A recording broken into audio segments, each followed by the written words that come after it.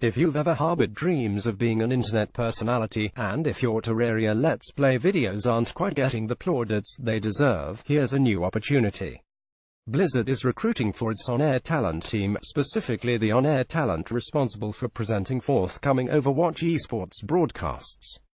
We're looking for charismatic broadcasters to join our already stellar talent pool to interview players, commentate matches, and analyze plays, the announcement reads. The ideal addition to our team has exemplary social skills, a natural affinity for the camera, keen understanding of the game, and experience conducting upbeat and engaging interviews. A natural affinity for the camera rules me out, but for anyone else, the details on how to apply and what qualifications you'll need are over here.